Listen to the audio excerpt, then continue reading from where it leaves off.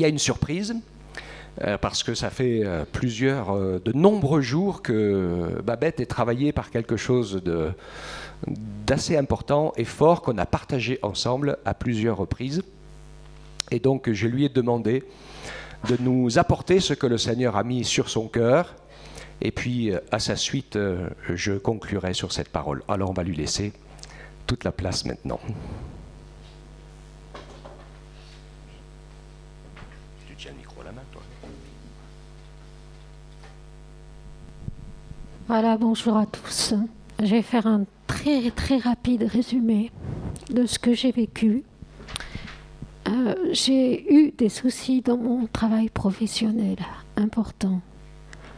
Et je suis rentrée chez moi en pleurs, cassée. J'ai pleuré dans ma chambre. Je suis allée dans ma chambre, j'ai crié vers Dieu, j'ai dit « Seigneur, j'en peux plus ». Et mon époux est venu me voir, il m'a dit « Je ne vais pas pleurer avec toi ». Et je tiens à le remercier publiquement. C'est pour cela que je vais lui demander de venir prier, parce que la femme est sous l'autorité de son époux, et l'époux est sous l'autorité de Christ, tout comme nous sommes placés tous sous l'autorité de Christ. Joyce Meyer a l'habitude de prêcher, mais à chaque fois qu'elle prêche, elle demande à son époux de bénir. Et moi, je veux rendre à mon époux ce que le Seigneur a permis qu'il fasse pour moi. Merci Seigneur. Nous voulons ce matin, Seigneur, nous mettre ensemble devant toi, parce que tu es le chef, tu es la tête de l'Église. Seigneur Jésus, merci parce que ce que Babette a sur son cœur, c'est pour ta gloire et pour ton service avant tout. Et nous proclamons, Seigneur, le Saint-Esprit autour d'elle, qu'elle soit ce canal. Seigneur, nous voulons qu'elle ne parle de ta part, Seigneur Jésus, ce matin. Et nous voulons te glorifier et te confier, Seigneur, ces instants. Bénis-les. Bénis-la puissamment, Seigneur Jésus. Amen. Aujourd'hui, nous allons parler de quelque chose que vous connaissez, que vous avez déjà entendu dans la parole de Dieu. C'est le peuple d'Israël dans le désert. Un peuple inerte dans le désert. Il a tourné en rond pendant 40 ans. Et parfois, notre vie spirituelle ressemble à la même que celle du peuple d'Israël. Nous restons coincés dans une situation spirituelle depuis des années et nous ne voyons pas la bénédiction promise dans notre vie par Dieu. Et beaucoup de questions se font jour en nous. Et nous nous mettons à douter des promesses de Dieu pour notre vie, ce qui laisse place petit à petit à un travail de sape de l'ennemi et s'installe le découragement. Nous allons voir dans quel contexte était ce peuple d'Israël, dans un lieu géographique qui s'appelle le désert. La définition du désert d'un point de vue strict, nous allons avoir la définition, vous le donne en mille, de Wikipédia. Je suis allée sur Internet voir ce que Wikipédia disait. Et je vous donne les quelques premières phrases. Un désert est une zone de terre stérile et très peu propice à la vie, où de très faibles précipitations se produisent à de rares occasions et où, par conséquent, les conditions de vie sont hostiles pour les plantes ainsi que pour la vie des animaux. Qu'est-ce que cela nous apprend ?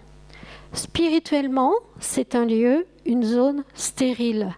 Stérile qui veut dire que la vie ne se reproduit pas ou difficilement.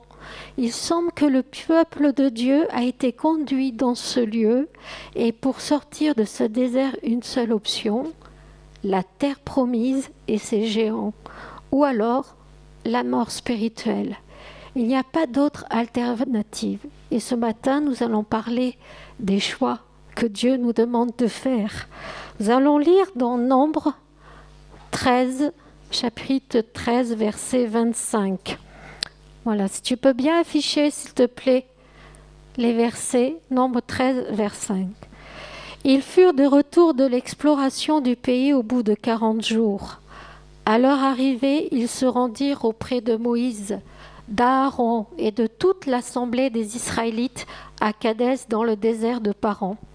Ils leur firent un rapport ainsi qu'à toute l'assemblée, et ils leur montrèrent les fruits du pays. Voici ce qu'ils racontèrent à Moïse. Nous sommes allés dans le pays où tu nous as envoyés. C'est vraiment un pays qui coule, où coule le lait et le miel, et en voici les fruits. Mais le peuple qui habite ce pays est puissant. Les villes sont fortifiées, très grandes.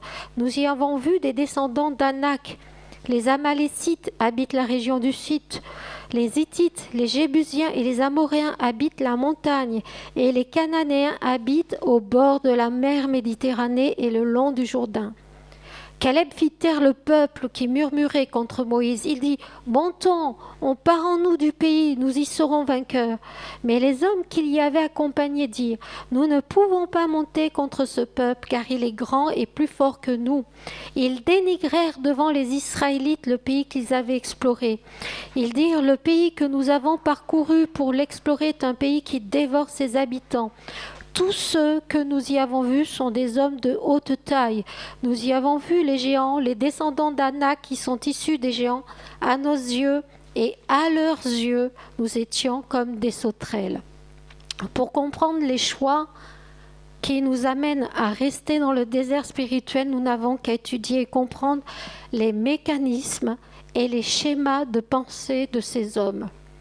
La première chose, c'est que verbalement, ils ont dit « Nous ne pouvons pas monter contre ce peuple ». C'est la première chose qu'ils ont exprimée.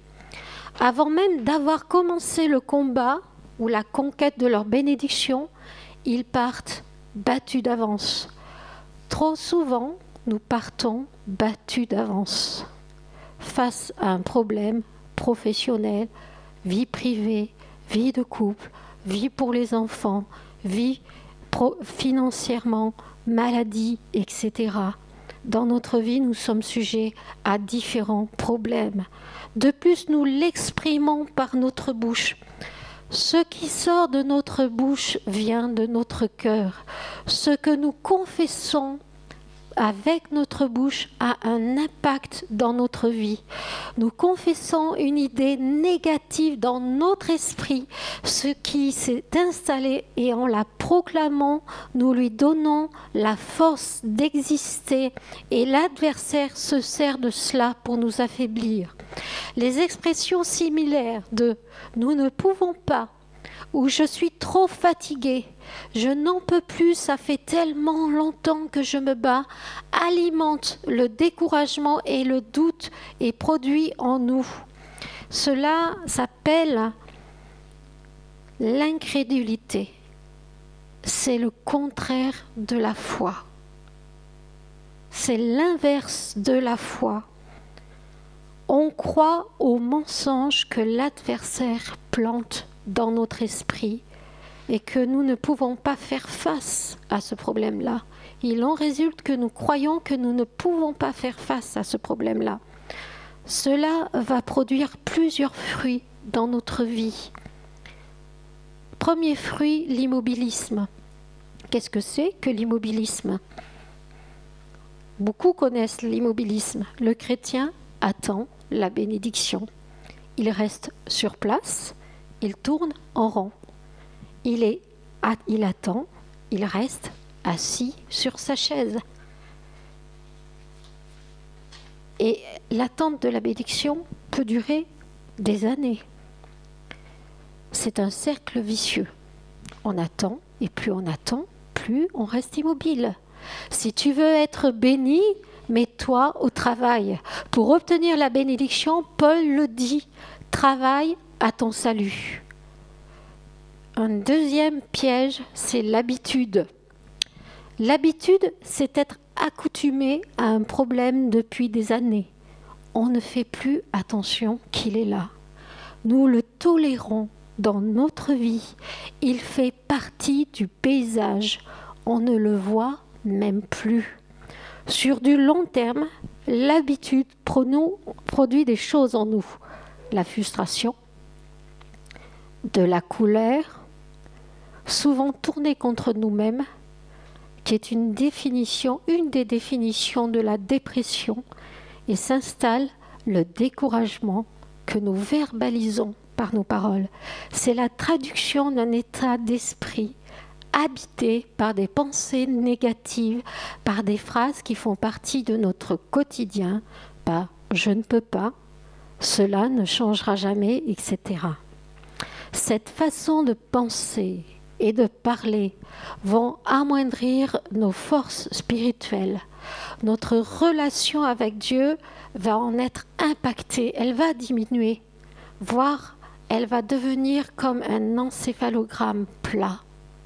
C'est peut-être dur ce que je dis, ce que je suis en train de vous dire, mais l'habitude, petit à petit, on va glisser. On ne va pas se voir glisser. On ne va pas se rendre compte les premiers temps qu'on est en train de glisser. Et on va tomber progressivement dans un endormissement spirituel. C'est un grave danger. La deuxième chose qu'ils vont verbaliser devant tout le peuple de Dieu, il est plus fort que nous. Ils sont plus forts que nous. Ici, le peuple de Dieu parle du peuple qui vit dans la terre promise. Cette terre promise n'est pas un désert. D'ailleurs, ils ont remarqué que c'était un pays, ils le disent, où coule le lait et le miel. Qu'est-ce qui leur fait dire « il est plus fort que nous » ? Prenez un sportif à la veille d'un combat, il ne vous dira pas juste avant un combat que son adversaire est plus fort que lui. Il est concentré et croit qu'il peut battre son adversaire. Pourquoi ? Pourquoi il est concentré ? Il se concentre parce qu'il a une vision de lui-même de battant. Le peuple d'Israël se voyait comme des sauterelles. Et comment ce matin tu te considères ? Comment te vois-tu ?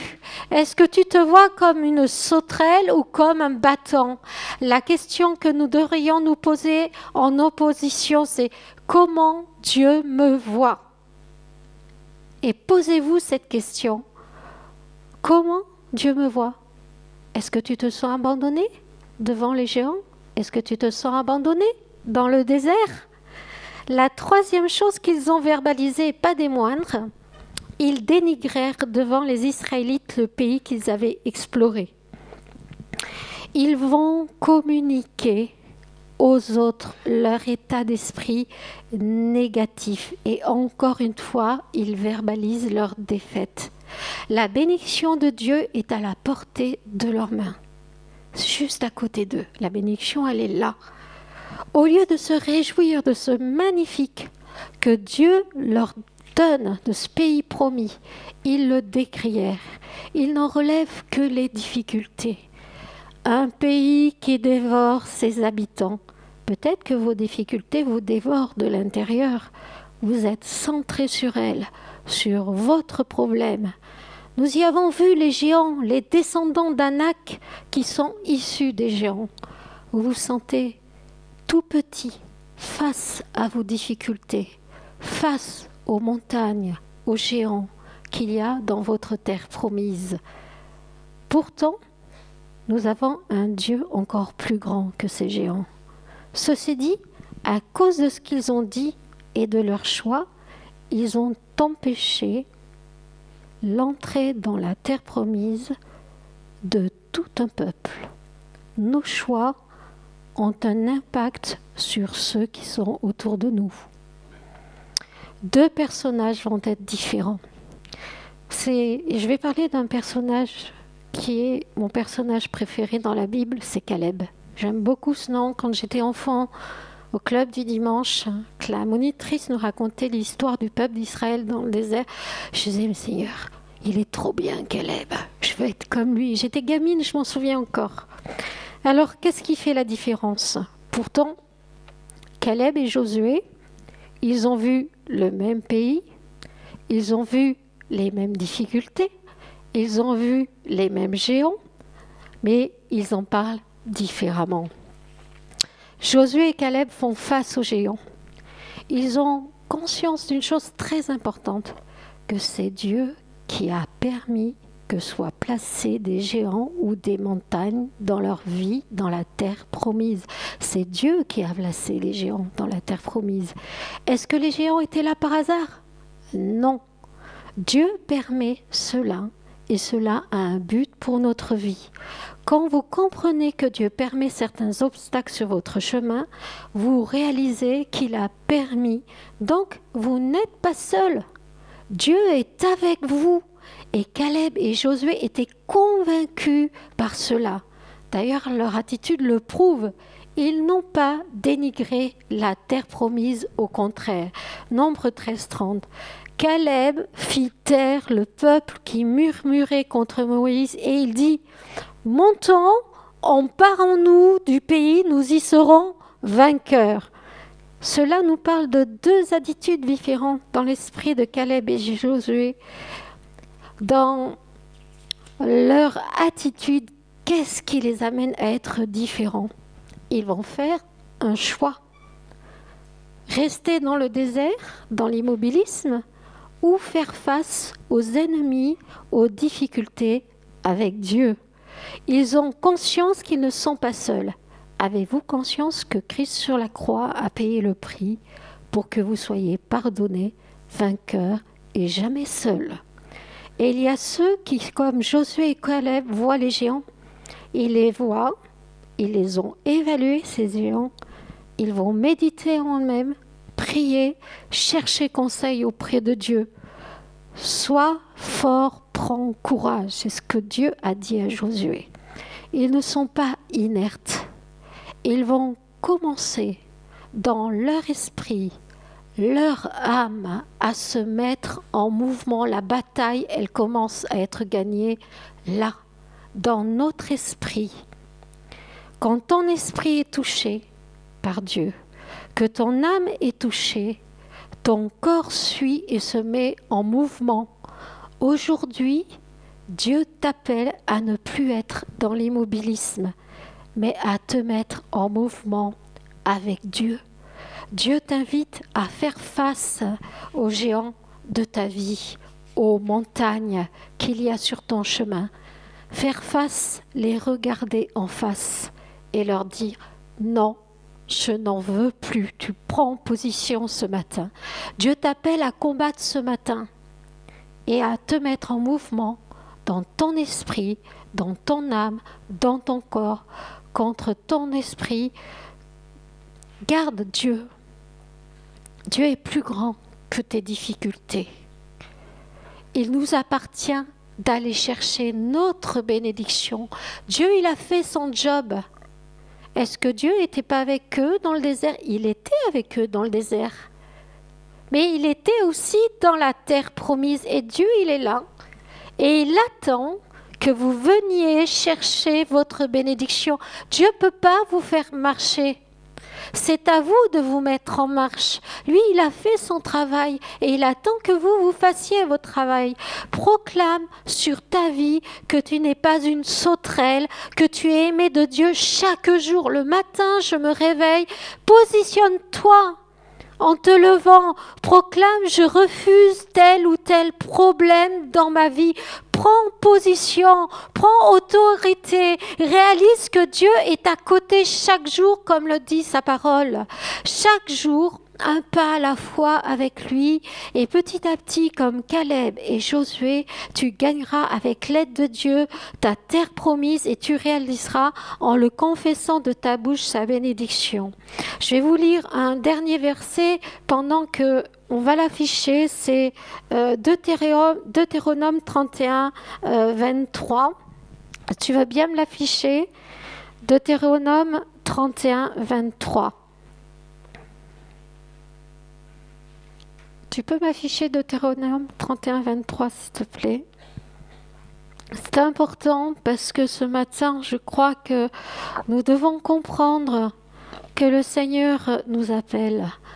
Après cela, l'Éternel donna ses ordres à Josué, fils de Nun, et lui dit, écoutez bien, prends courage et tiens bon, car c'est toi qui feras entrer les Israélites dans le pays que je leur ai promis par serment et moi je serai avec toi. Pendant que Meryl va se mettre au piano, je vais laisser la place à Michel et je voudrais vous inviter à prendre courage, à te dire tiens bon, car c'est toi qui entreras dans ta terre promise.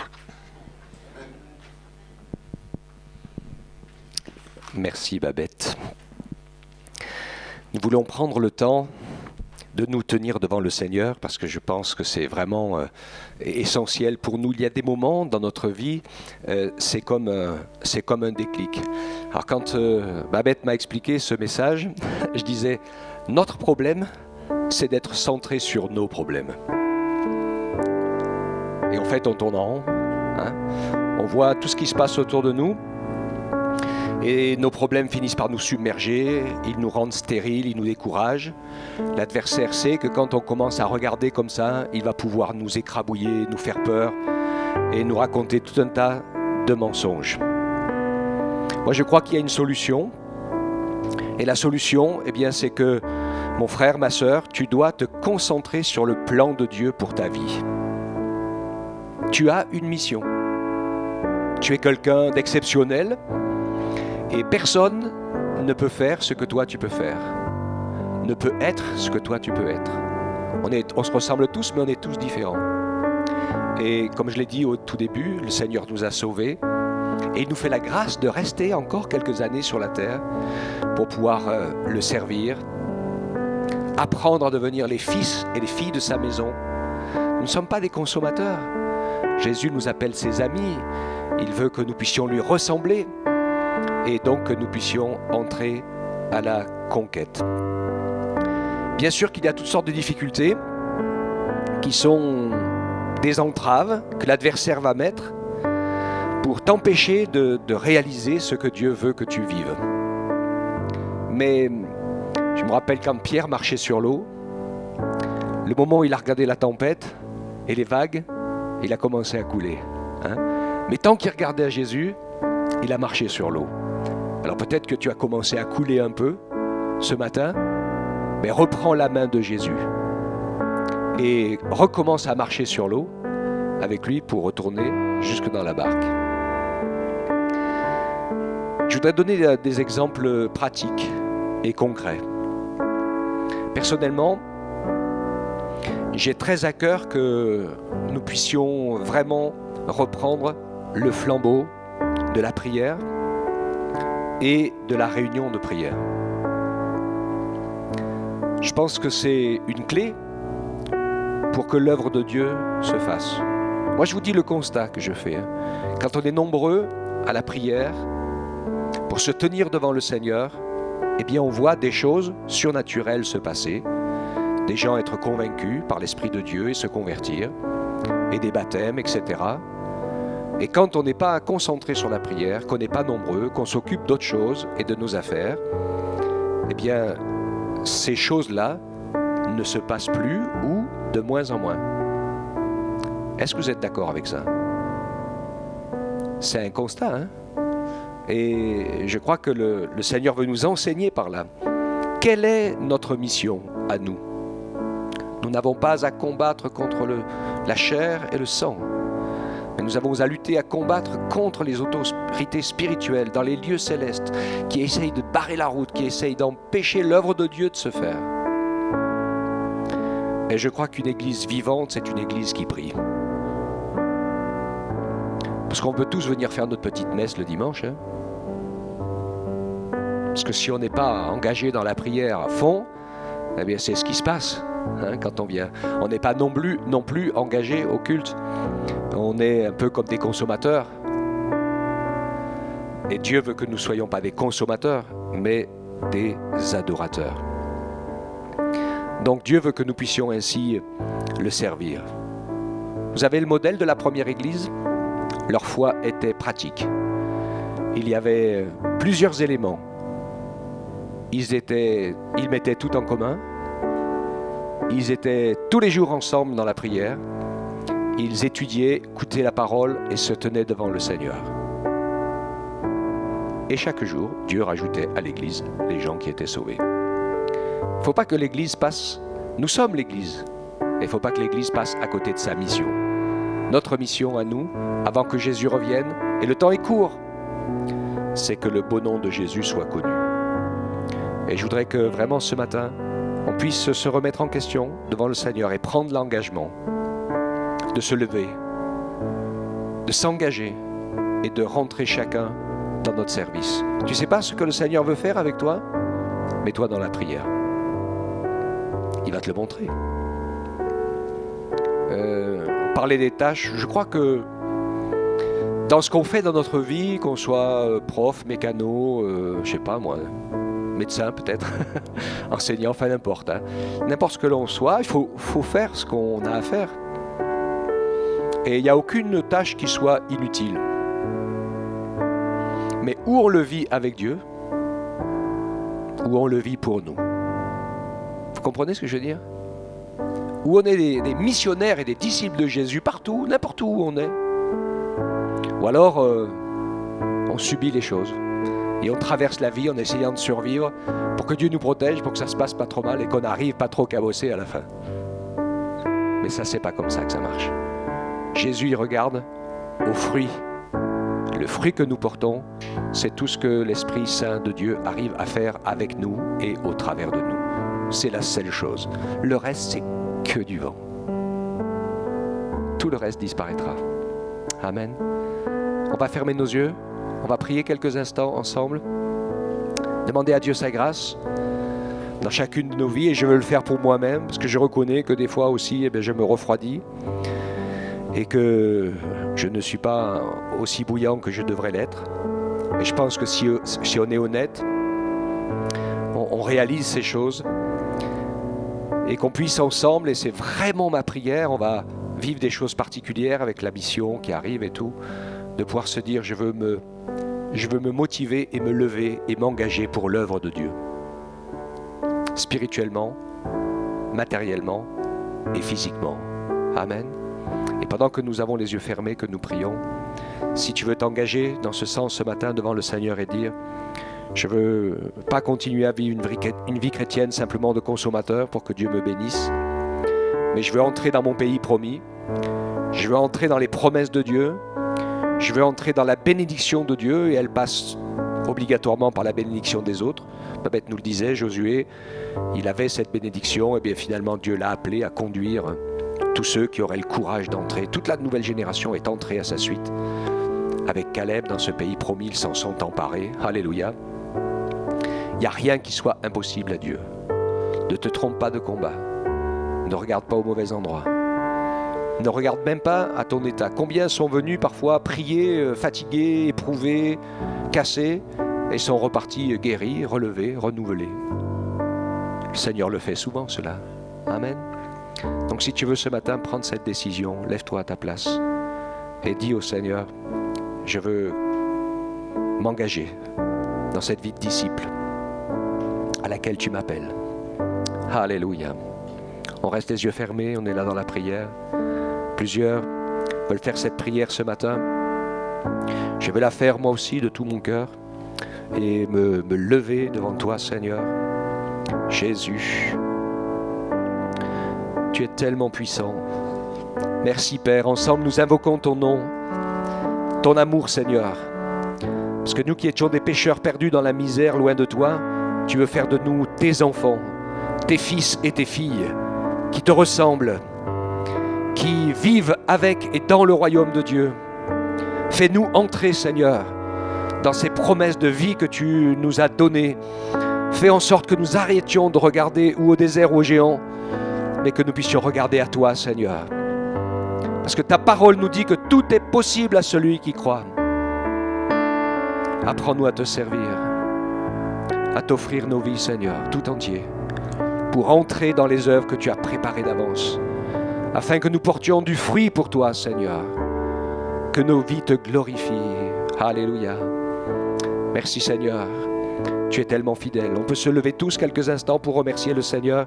Père, nous te louons, nous te rendons gloire pour ta parole, pour ta vie et ton esprit, pour ta grâce, Seigneur. Je crois qu'il va y avoir du changement dans nos vies, Seigneur, quand nous entrons dans ce que tu as prévu pour nous, Quand nous ouvrons notre cœur, nous réclamons, Seigneur, ta lumière, ta bénédiction, ta force dans ce que nous vivons, là où tu nous as envoyés, partout où nous sommes, Seigneur. Nous savons, nous croyons et nous proclamons que tu y es avec nous. Dans le nom puissant de Jésus. Alléluia. Aide-nous, Seigneur, à être des chrétiens débordants de vie et d'amour de Jésus. Délivre-nous, Seigneur, pour que nous ne soyons pas des puits sans fond qui ne sont jamais satisfaits, jamais rassasiés, qui ont toujours à redire. Apprends-nous, Seigneur, à puiser dans la vie de ton esprit pour vivre ce renouvellement permanent. Merci de ta grâce, merci de ta bonté, merci de ton action dans nos cœurs, Seigneur. Sois béni, Jésus. Amen.